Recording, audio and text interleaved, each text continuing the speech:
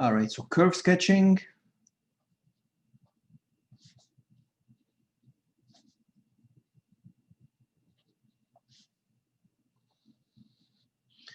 So let's do an example, a complete example, maybe two of them, okay? Sketch the graph of, so let's say f of x is equal to x4 minus 4x cubed. That's the question.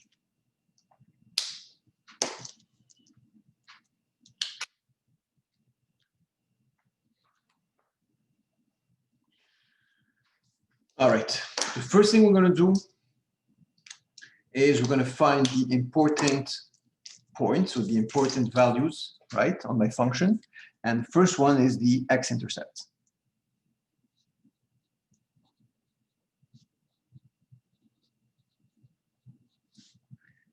Okay, so there might be more than one. How do you find the x-intercept? Y is equal to 0. Very good. So f of x is equal to 0. Okay, so when is f of x equal to 0? Let's do it here.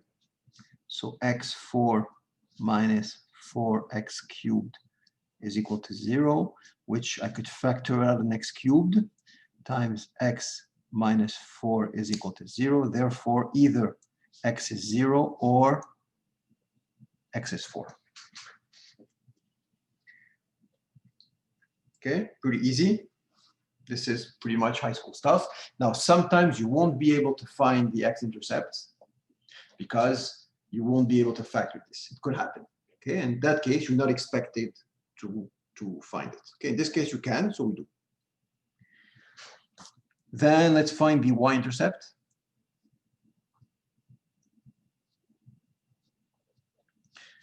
Okay, so the y-intercept or intercepts, could there be more than one? There shouldn't be, It shouldn't be. Why? because otherwise it's not a function. Okay, very good. Okay, so it's a y-intercept. And how do you find the y-intercept? X is equal to 0. Very good. So you plug in x is equal to 0. And so f of 0 is 0 power 4 minus 4 times 0, so it's 0. Okay, so we have a y-intercept and our x-intercept. Obviously, since x equals 0 is an x-intercept, so obviously that's also my y-intercept, whatever. Okay, straightforward. Let's see if we have some asymptotes here.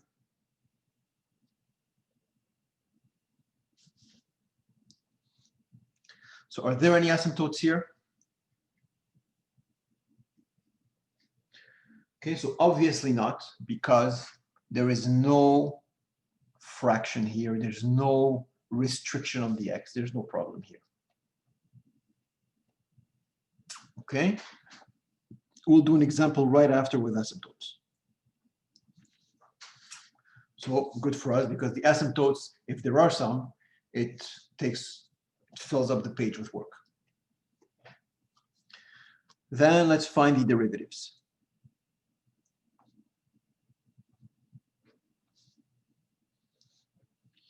All right, so f prime of x, that's pretty easy. 4x cubed minus 12x2, and then f prime prime of x will be the derivative of this, which is 12x squared minus 24x.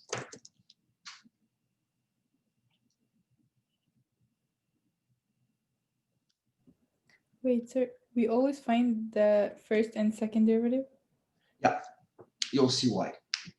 Okay, and I want to box these because we're going to use them a lot now.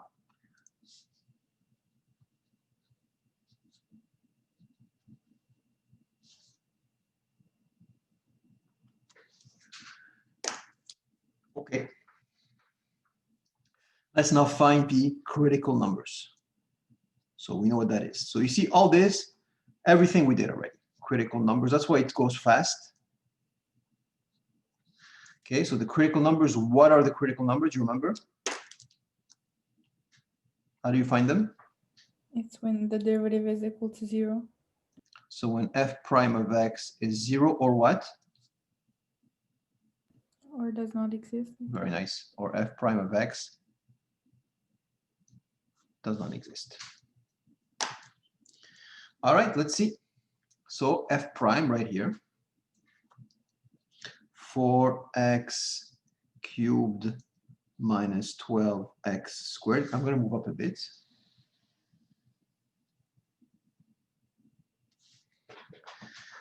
Is equal to 0. I could pull out a 4x2. So I have x minus 3 is equal to 0. And therefore, either x is 0 or x is 3. These are my critical numbers.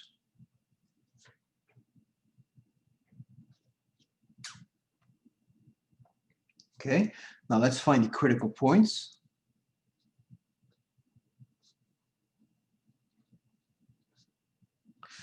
Okay, so the critical points, I just need to replace the x by 0 in my original function, and I'm going to get my point. So if x is 0, so just for you to remember, I'm going to move up 2 seconds so that you can see the function. There you go. The function is x4 minus 4x cubed. So if x is 0, I plug in 0 here, I'm going to get 0. So 0, 0 is a critical point. And the other one is when x is 3. I'm going to plug in 3 here. I get 81 minus 4 times 27. I'm going to get negative 27. These are my critical points. And these are important points. When I'm going to sketch the graph, I need to label these points and understand what's going on there. Because these are points where the derivative is 0. Okay, you guys with me? Sir, can you explain again how you got the critical points? I just replace the x by 0 into my function, and I replace the x by 3 into my function to find the y. Okay, thank you. Okay, x is 0, x is 3 are critical numbers. These are numbers, values of x, which I'm focusing on. And then to find a point, all right, I need an xy coordinate. And to find the y coordinate, I plug in the x equals 0 into the function. Good? Yeah, thank you. Okay. So that's it. That's all there is to say for my first derivative. Now let's analyze my second derivative. So I'm going to go back up here. And I'm going to find what we call the inflection points.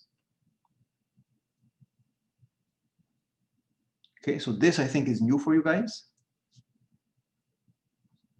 The only thing that's new. Okay, so inflection points are points or values where values of x where the second derivative now is 0. Okay, these are called inflection points where the second derivative is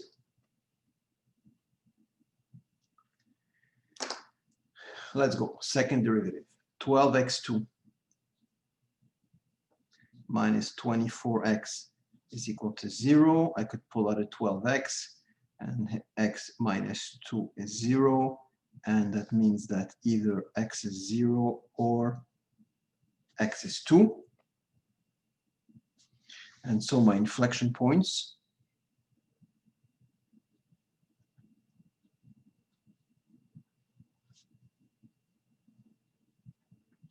are, again, same as before, 0 something, and the other one will be 2 something. So how do you find the y? You plug in 0 into your function, you get again 0, just like here. And if you plug in 2 into your function, okay, so 2 power 4 minus 4 times 2 power 3, you're going to get negative 16. I've done it before, so I know my points. Okay, any questions so far? Anybody would like me to slow down, or you guys following? Yeah, good. All right. Can I change page? Yeah, okay. Let's go with second to last step. it's the it's a sine table.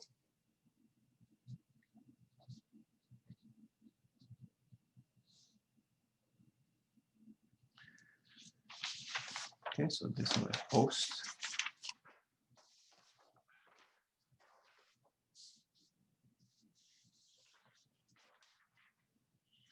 Okay, so the sine table is as follows. Okay, so different teachers use different methods.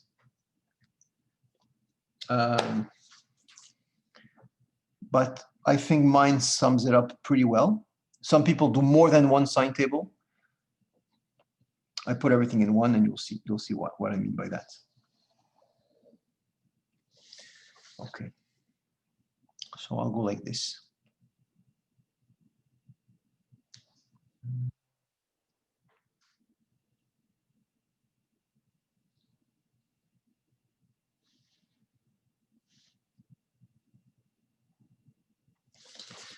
Okay. I don't know if you've done this in high school, sine tables. Did anybody do this before? When you had to solve maybe quadratic inequalities or things like that? No, have you done this? No, not everybody does that.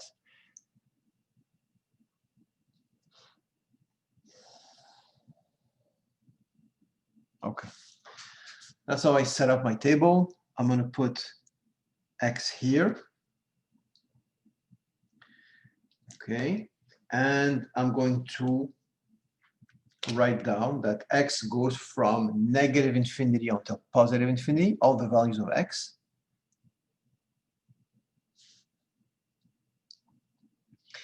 And from all the values of X, there are some that are very important for me, which are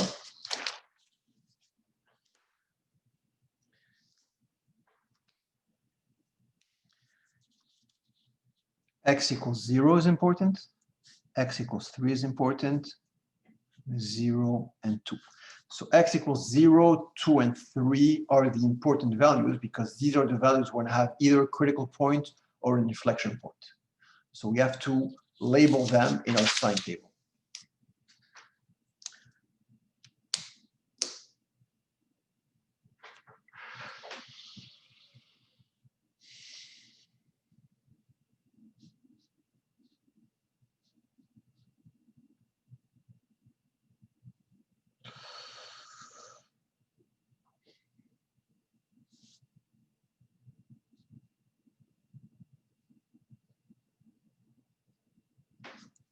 Okay, so 0, 2, and 3. These are the important values of X.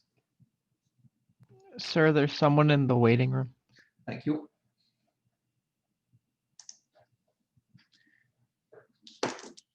Okay, so 0, 2, and 3 are important values of X. I'm going to put a line right under it, under each of these.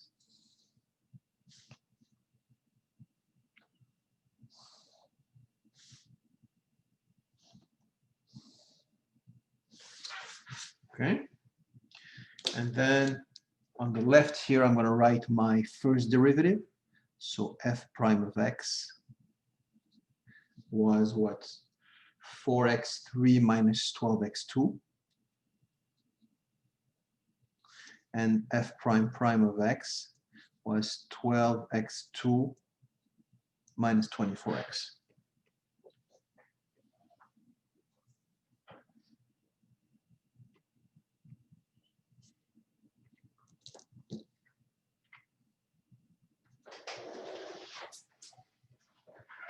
Okay, so this is how I set up my sine table, and you'll do this with every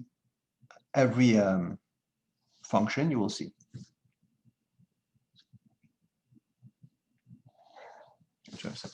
Okay, so here we go.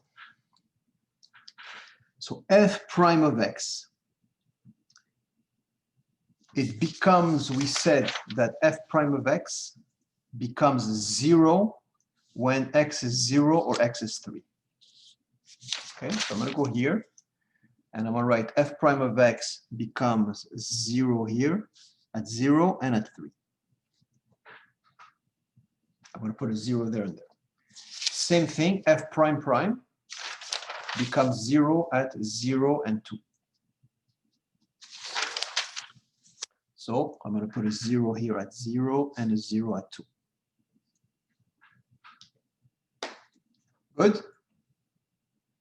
And now I'm going to be interested in the sign of each of these derivatives. Okay? So f prime, I want to see if this here, is it positive or negative here? So before 0, how do I know if it's positive or negative? Well, just take any random value here between negative infinity and 0. Okay, so an easy value to take would be -1. Okay, for example, I could have taken -20 if I want.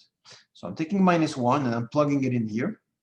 And I get 4 times -1 and then -12. I get a negative value. So this is minus. Okay, then I'm going to take a value between 0 and 3, right? Between two zeros. Between 0 and 3. So for example, I'm going to take 1, any value here. And I'm going to plug it in here. I'm going to get 4 minus 12. I get again, negative. Negative, negative. And then if I take a value that's more than 3, for example, 10, let's say, 4 times 1,000, 4,000 minus 1,200. So this is definitely positive. Questions?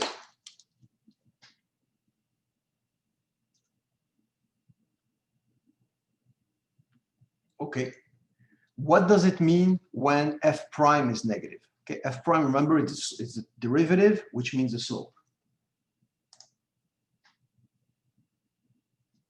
Okay, so when the slope is negative, it means that the function is decreasing.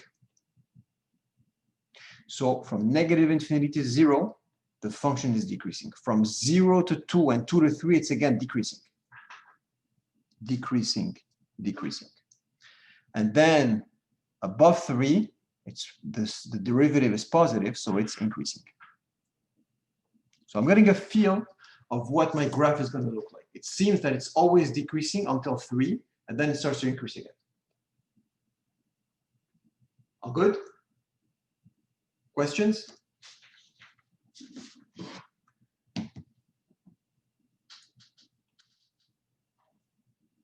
Almost done.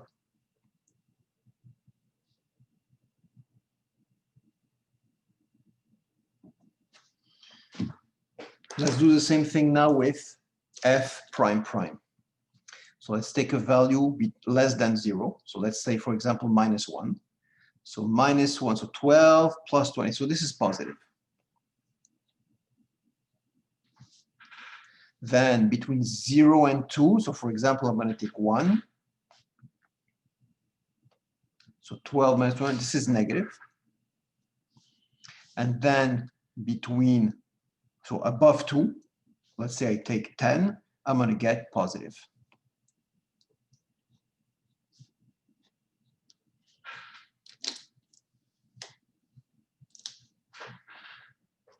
Question?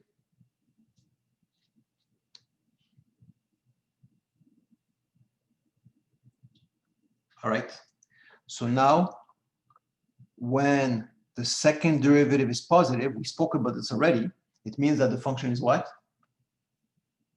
Increasing. No, not increasing. What is it? It's like a smiley face. I don't know. Very good, smiley face, or it's concave up. Okay, so concave up like this. Here, concave down. Here, concave up, concave up.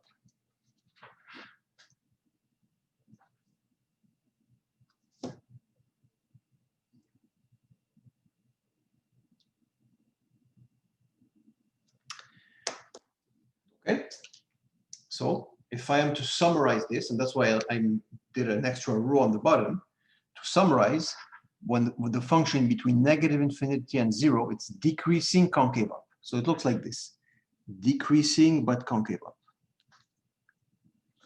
Then between 0 and 2, it's decreasing concave down. So it seems to be like this, decreasing but concave down. Between 2 and 3, decreasing concave up, just like here. And between 3 and up, so for more than 3, it's increasing concave up. So it's like this, increasing and concave up like this.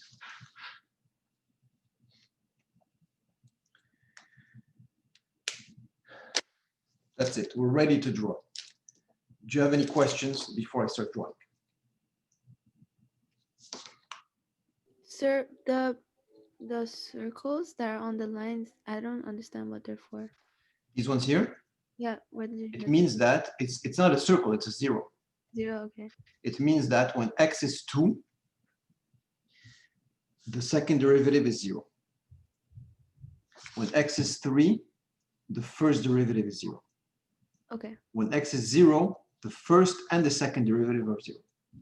Okay, so it's these values, 0, right? At 0 and 3, the first derivative is 0, and at 0 and 2, right, the second derivative is 0.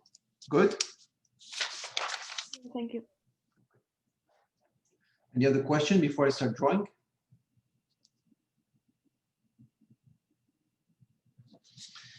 Okay, let's do it.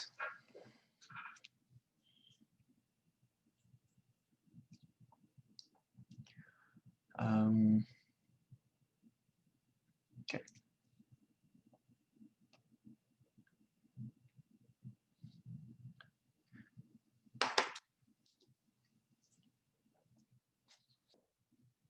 See if I could fit, I hope I could fit it here.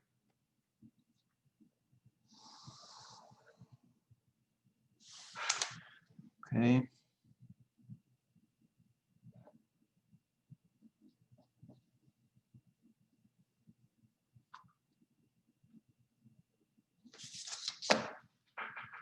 So about here.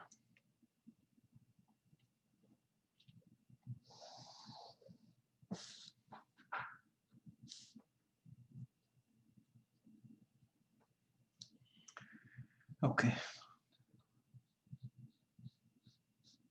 Minus 10.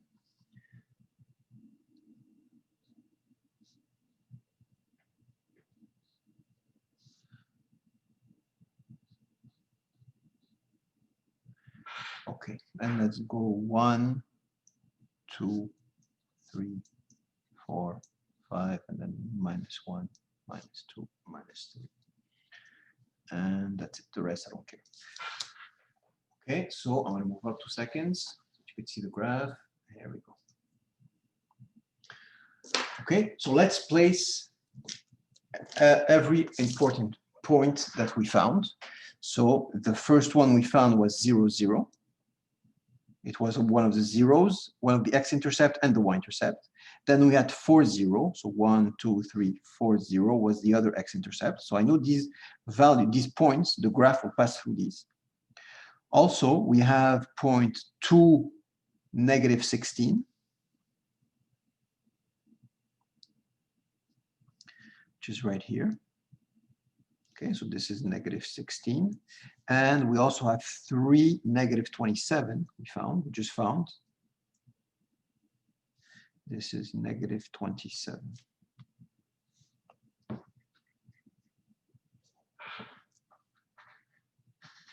you okay with this?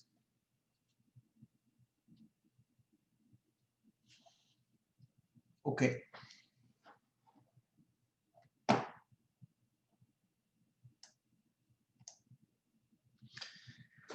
Let's draw now.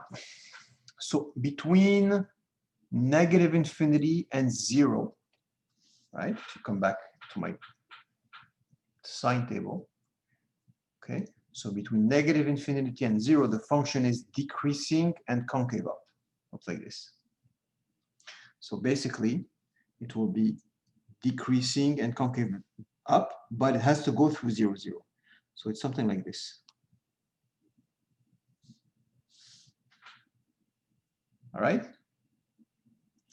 Then from 0 to 2, decreasing, concave down. Okay, so basically it is here decreasing and concave down all the way until this point to negative 16.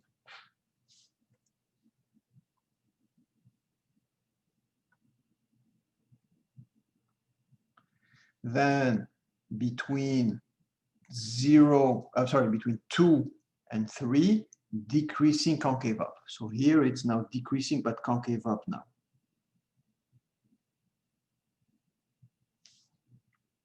Sorry, a bit. And then between, you can't see anymore, but between 3 and positive infinity, it is increasing and concave up, and it has to go through 0.40, don't forget, because it's a x-intercept. And so my graph should look something like this.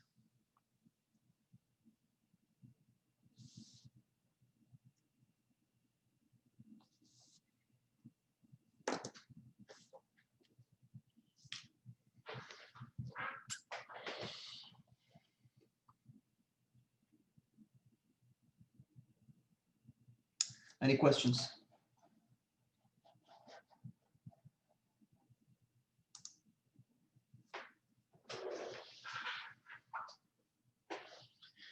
Okay, let's label all the important points.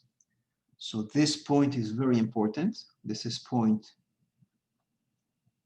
3, -27. So what could we say about this point? Well, this is a critical point.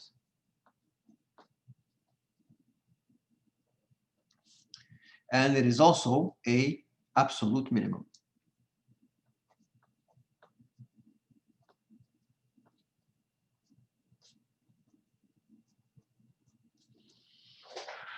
Sorry, you can see a bit.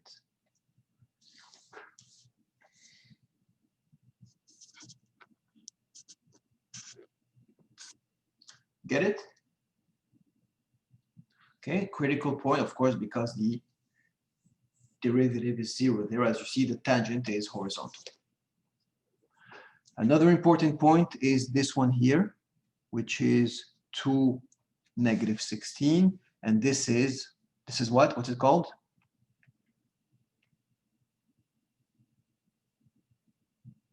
Forgot? An inflection point. Good. Inflection point. Okay, which is the place where it changes concavity from concave down to concave up. Okay, that's where it changes concavity.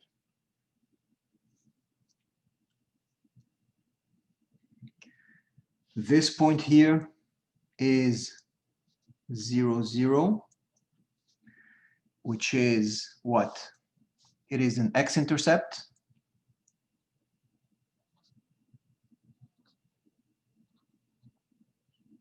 It is also the y-intercept.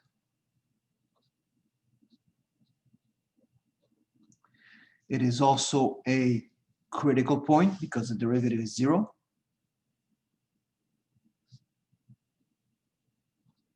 And it is also an inflection point.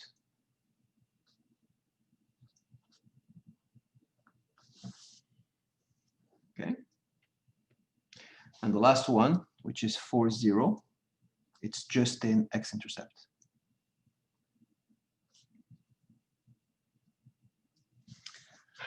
And that's it. This is a complete curve sketch, beginning to end. Is that okay?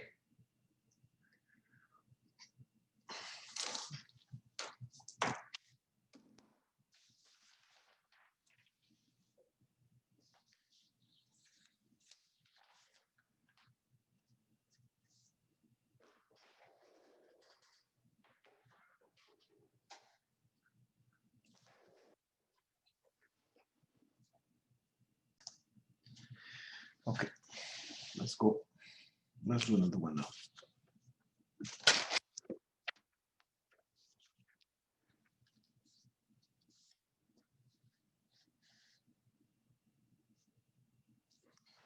Okay, so this one's going to require a bit more work because there's asymptotes.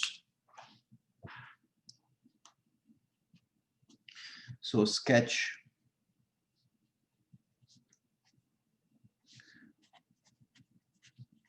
the graph of, so let's say f of x is equal to x2 over x squared minus 1.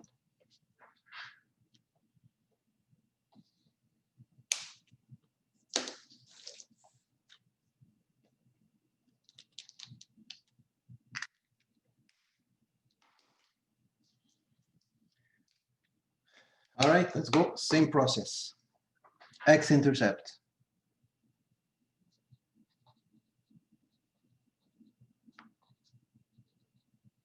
Or intercepts, whatever we have. This is, like we said, when f of x is equal to 0.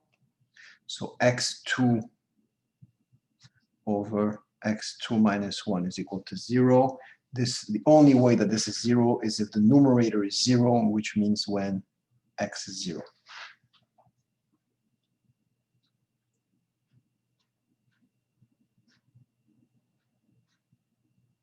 Good?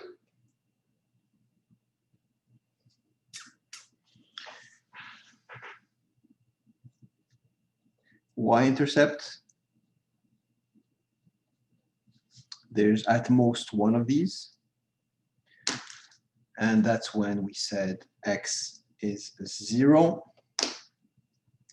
So basically, it's just f of 0, which is 0. Okay, so far so good. This is pretty easy. Let's now find the asymptotes. Okay, so this is going to require a bit of work. So let's start with the vertical asymptotes.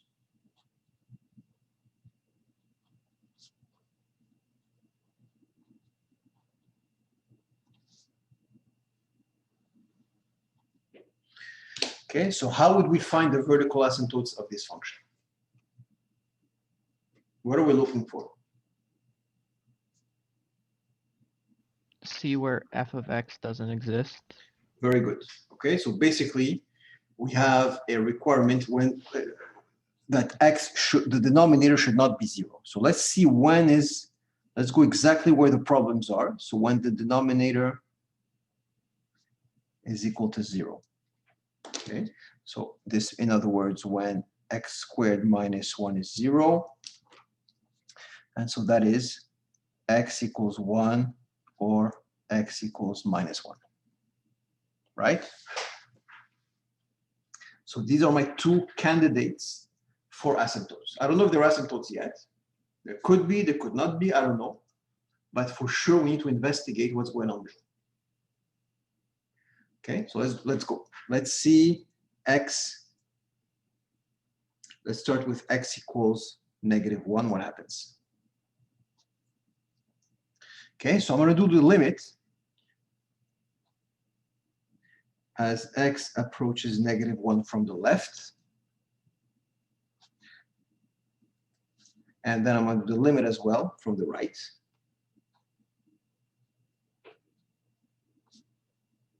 Of this function.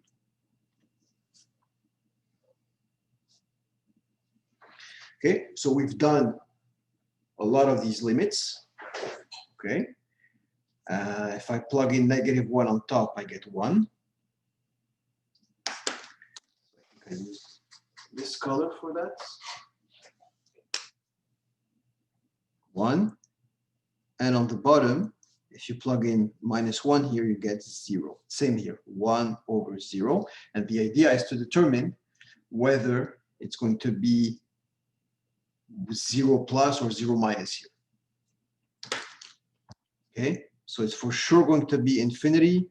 It's for sure going to be infinity. I just need to know if it's plus or minus and where. Okay, you with me? So help me out here.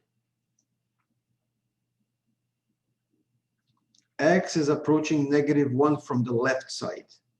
Is this a positive or a negative number?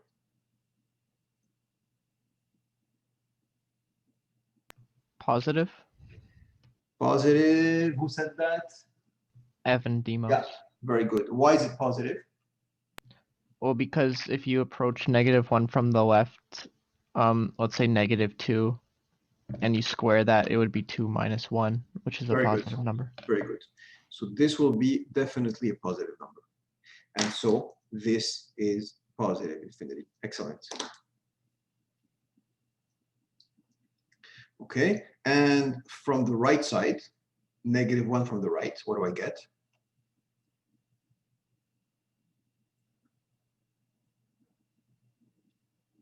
plus or minus here? Minus. Minus, right? If you plug in, let's say, just to the right of -1, so let's say negative 0.9, and you square that, you're going to get a negative number on the bottom. So this will be minus, and so this will be minus. Are there any questions?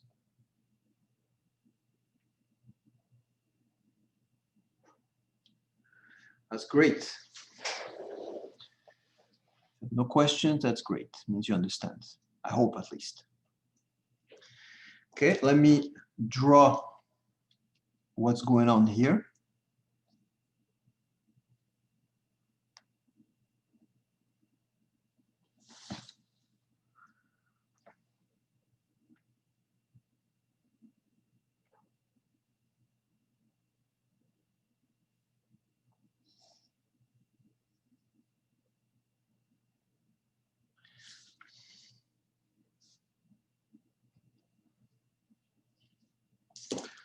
Okay, so at x equals -1, I have a vertical asymptote.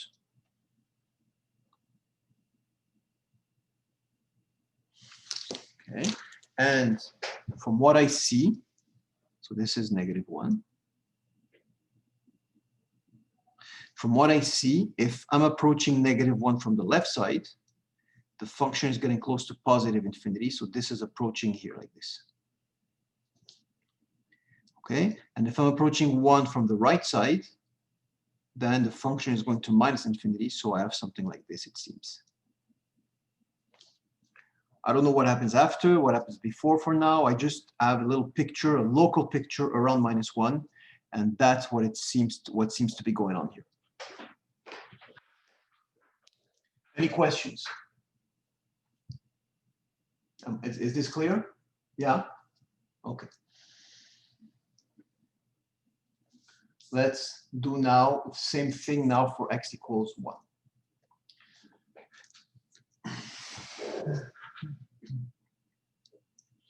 So at x equals 1, so let's go limit x approaches 1 from the left of x2 over x2 minus 1, and then limit x approaches 1 from the right, x2 over x2 minus 1, and same logic. Again, I have 1 over 0, I have 1 over 0, equals infinity. I don't know if it's plus or minus. Let's think if we have plus or minus here. Okay, so anybody want to tell me if this is plus or minus? If I approach 1 from the left? Minus. Very good. You all understand why it's minus?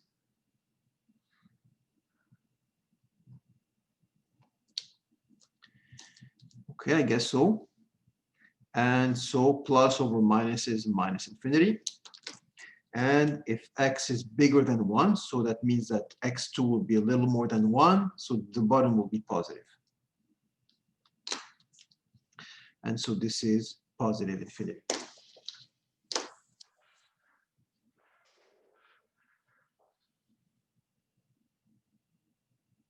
All right.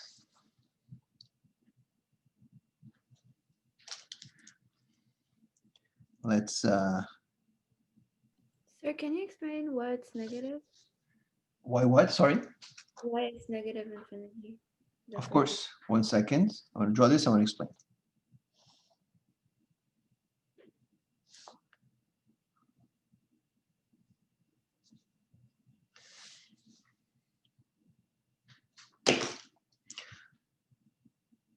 So it's important. Anyways, I'm going to send these notes to you, so they might as well be clean, so that you could refer to them. Okay, so you wanted to know when what? When, why is it this one? Yeah. Okay, so let me just explain from, so basically you understand this little minus here, right? Is that what you understand? No, I didn't get that. Sorry? No, I didn't get that. Is it because it's approaching? I'm sorry, I really can't hear you. What did you say? Can you explain it again, please? Yeah, but you don't understand why this is minus, I guess, right? Yeah, Okay, you understand that if this is minus, then that's okay, right? yeah. Because plus over minus is minus. Okay, so where does this minus come from? So let me try to fit it in here.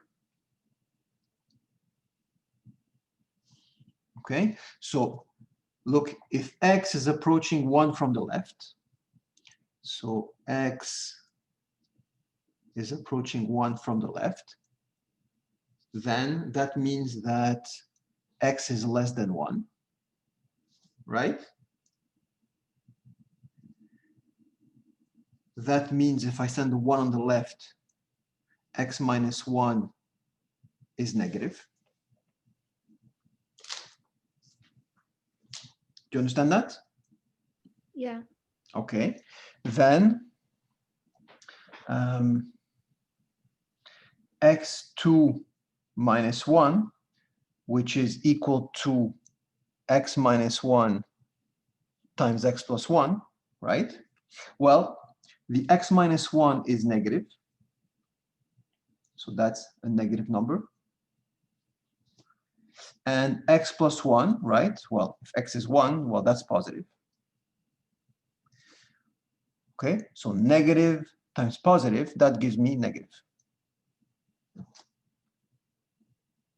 And that's why x2 minus 1 is a negative number. That's why it's minus. Thank you. It's clear? It's a bit complicated, this. But is it clear? You want me to repeat it? I understand. Thank you. You understand? Okay. Does anybody want me to repeat it?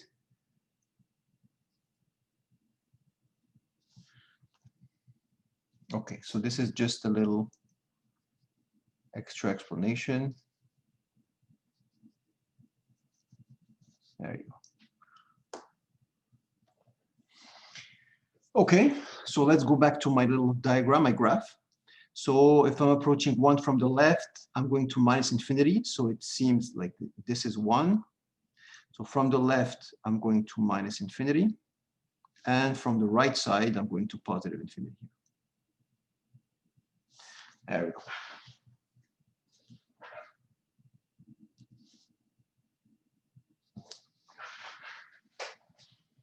Questions? These are my two vertical asymptotes. We're ready now for the horizontal asymptotes. But sir, Yeah. what is like the use of doing the limit? What is the use of doing the limit, you mean? Yeah. Because now I know that it goes to minus infinity here on this side and plus on this side. How would I know if not? Okay, so it's like used to sketch the. Not only that, it's a good question, because imagine I had this. Imagine f of x was this. I'm going to erase, okay? But imagine f of x was x2 minus x over x2 minus 1, let's say. Okay, so again, I have minus 1 and 1 for the potential asymptotes. But if I do the limit as x approaches 1, then I get x on the top, x minus 1, and on the bottom I have x plus 1, x minus 1. These ones cancel, and I have 1/2. I don't have an asymptote at 1. Do you understand? In this case, this function here, even though it doesn't work at 1, there's no asymptote. At 1, the function goes like this. There's just a hole. So I have to make sure that I have an asymptote that I fall with the 1 over 0 or number over 0. Okay, so I have to make sure that it gives infinity in order for it to be an asymptote. Of course, you have to, these values, 1 and minus 1 that we found here, are two values where there's a problem. Now, I have to identify, is this problem a hole or is it an asymptote? In this case, there were asymptotes. But while looking for asymptotes, I could have found an empty dot. It could happen. Okay. Good? Mhm. Okay.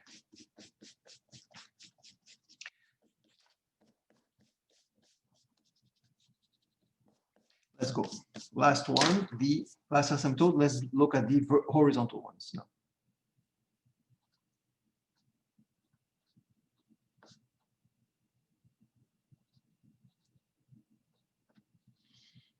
Okay, so how do we find the horizontal asymptotes?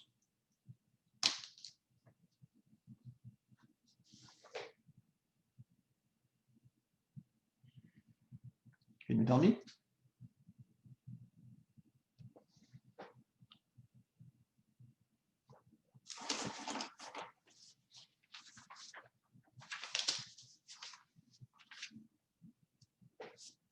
So the horizontal asymptote is how does the function behave at infinity and at minus infinity. So I have to do the limit as x approaches negative infinity and the limit as x approaches infinity.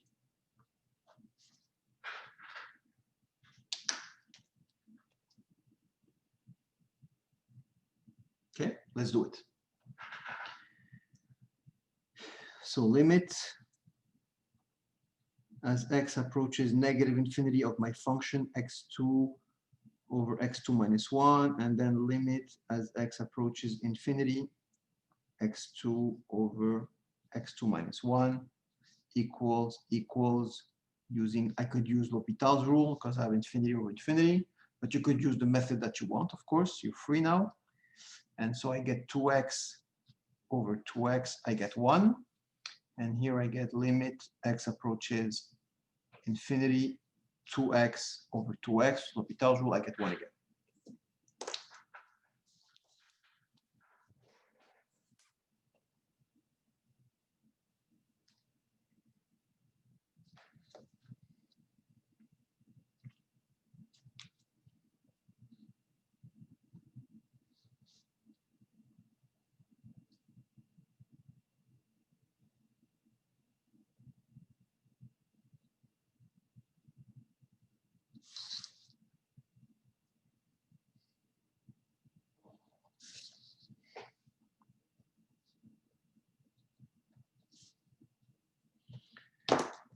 Okay, and so I have a horizontal asymptote at x equals 1.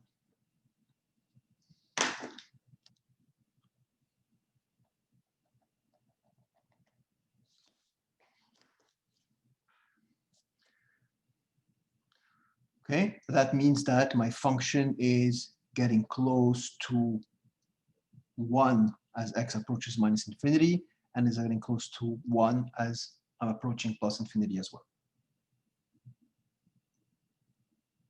Good? How do we know which side it's approaching 1 from? Like above 1 or from below Okay, 1? good question. For now, I don't know. But you're right. It could be either like this, or it could be from below, or it could even go like this if you want. It can even go like this, and getting close to it. Thank you. Okay, it could go, but it could cross the horizontal asymptote, just the vertical asymptote never crosses. Okay, for now, I have no idea if it's above or below. We'll see this when we're going to do the sine table and everything. Okay, any questions?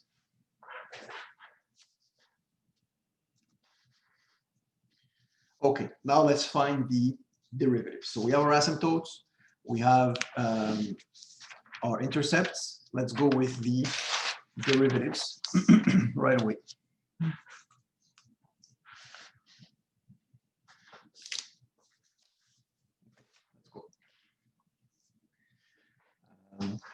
So how much time we have? About 10 minutes to class. Okay, let's see what we could do. So derivatives.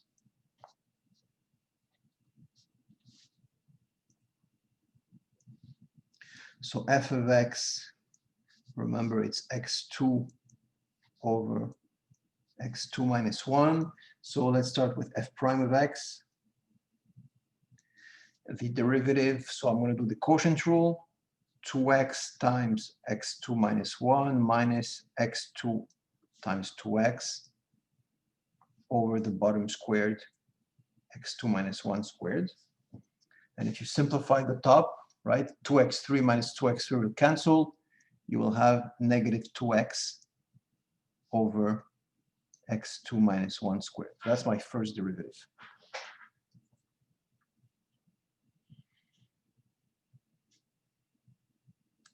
Okay, second derivative. I have to do the derivative of this. So another quotient rule. Derivative of top times bottom minus top times derivative of bottom. 2 times x2 minus 1 times 2x, and all this over the bottom squared.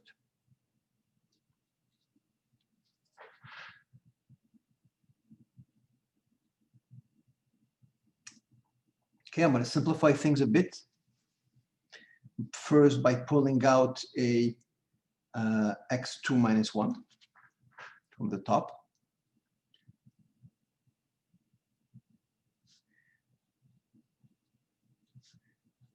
And here I have negative 2 times x2 minus 1. And then this is out. So I have 2 times 2 times 2. So plus 8x2 over x2 minus 1 power 4. I could cross out an x2 minus 1.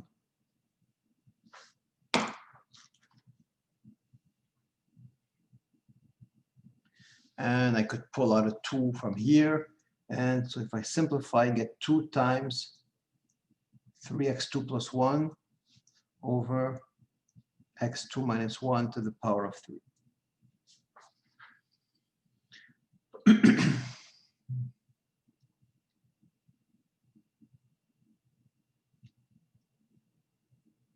Okay. Let's write down my derivatives here. So I have them in front of me clearly. So f prime of x is negative 2x over x2 minus 1 squared, and f prime prime of x is 2 times 3x2 plus 1 over x2 minus 1 cubed. There you go. Now I have my derivatives. I could do my work.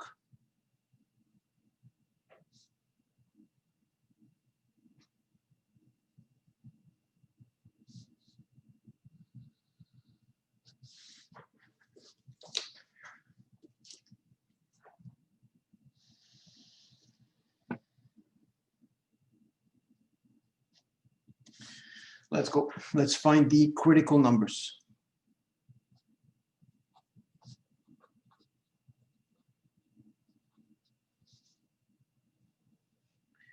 Okay, so again, the critical numbers is when f prime of x is 0 or when f prime of x does not exist.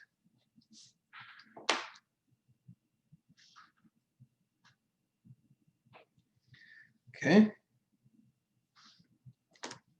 So let me see. F prime of x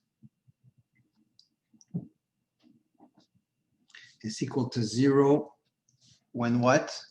So when is f prime equals 0? When the numerator is 0. And so I have, just like before, a critical point at 0, 0.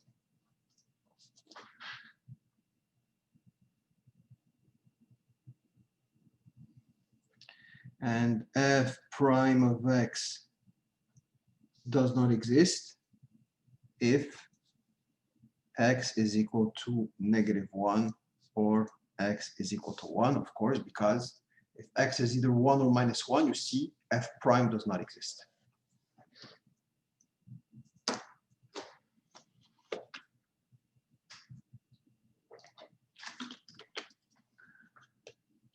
Questions? We're almost done.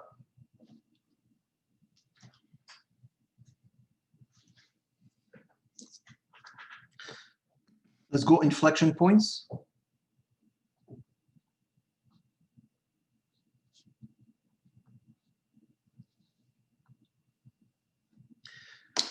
Okay, so this is when the second derivative is 0. So when is this equal to 0? 2 times 3x2 plus 1 over x2 minus 1 cubed is equal to 0. Well, this is impossible. Okay, this only happens when the numerator is 0. And that's impossible.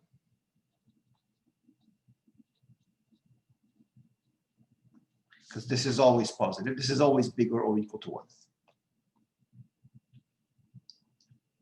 Okay, so there are no inflection points.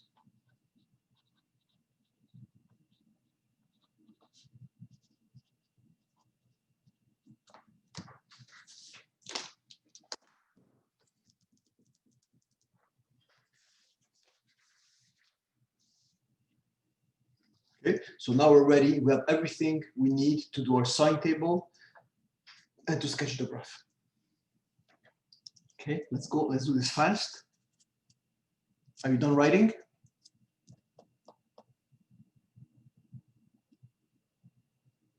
I have a question.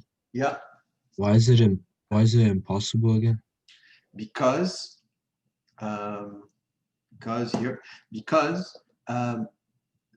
3x2 is always positive, right? It's a positive squared, it can't be negative.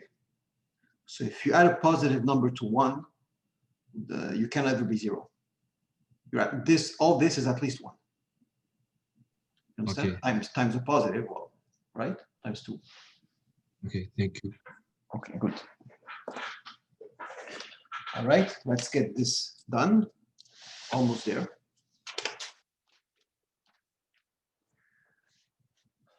So let's do the sine table.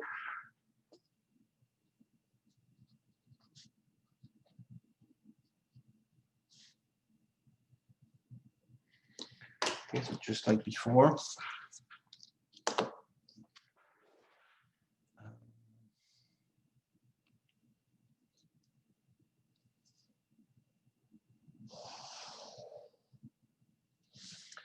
Okay.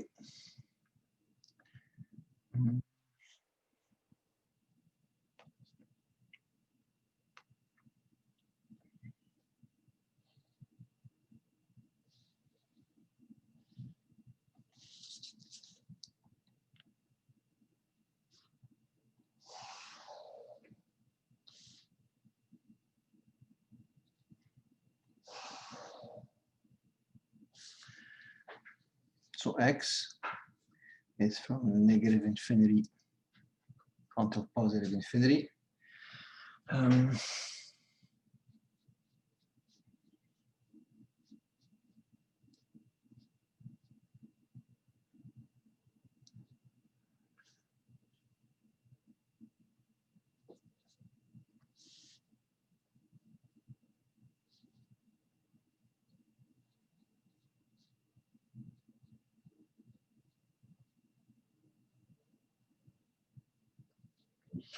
So my important values are -1, 0, and 1.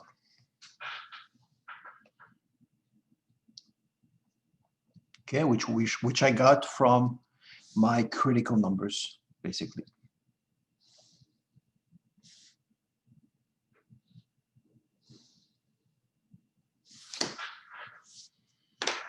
All right.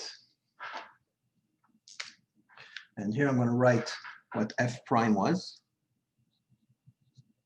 So f prime, if you remember, was -2x over x2 minus 1 power 2. And then f prime prime of x was 2 times 3x2 plus 1 over x2 minus 1 cubed.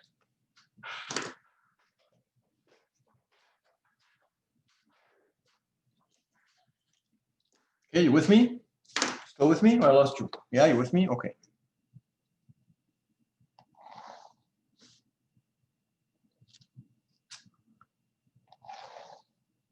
Okay, let's go. So f prime, if you remember, was 0 at 0. And at -1 at 1 and 1, it didn't exist, right? So I'm going to put an X here because these are values where f prime does not exist. And f prime prime has no inflection point. There's no place where the second derivative is 0. but there's two values where it doesn't exist because I cannot divide by 0. So at -1 and 1 also, it does not exist. And now I'm going to do again the sine table. I'm going to plug in any value before -1 into here. And you're going to see that it's going to be positive, positive, negative, negative. And for this here, you're going to get positive, negative, negative, and positive. Okay, so I'm assuming you know how to complete this table, right? By just plugging test values into your derivatives.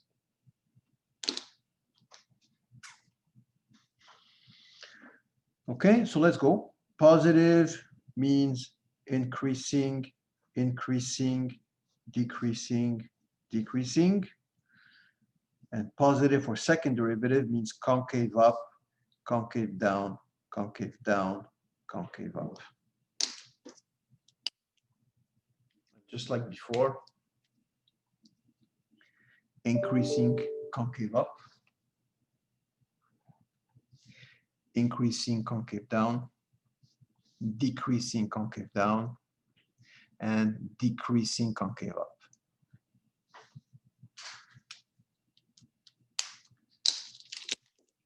This is my sine table, and I think I'm ready to draw my graph now.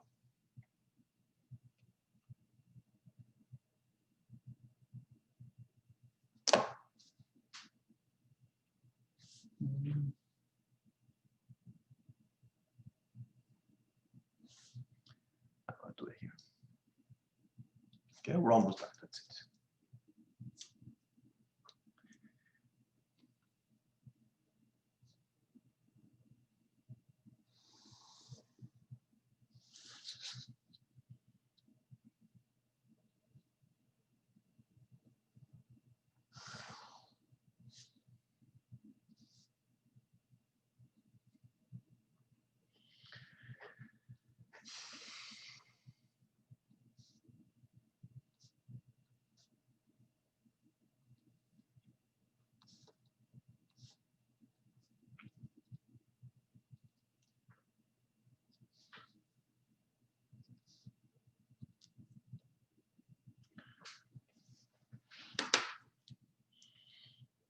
Okay, so I have a vertical asymptote at 1.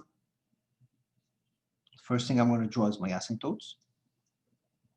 And at -1. These are my vertical asymptotes. And my horizontal asymptote is as 1, at 1.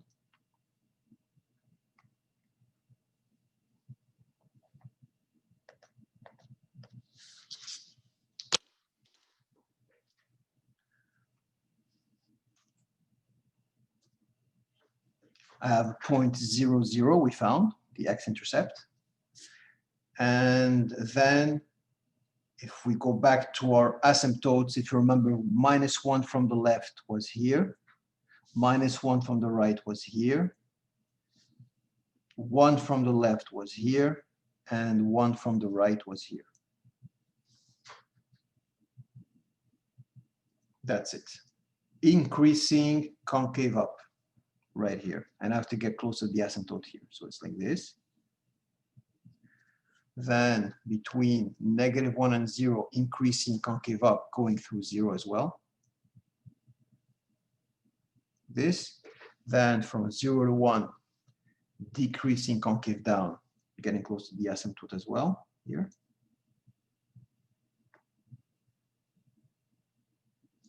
And after 1, decreasing concave up.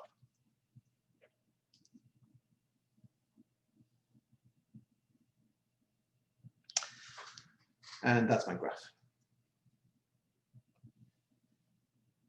Okay, so I just have one important point here, and that is point 0, 0, which is what? It is a x-intercept It's also a y-intercept. It is a critical point. Something else? What else?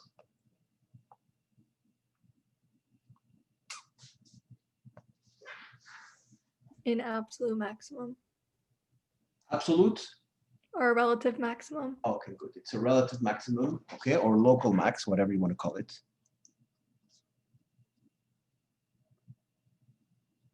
There you go.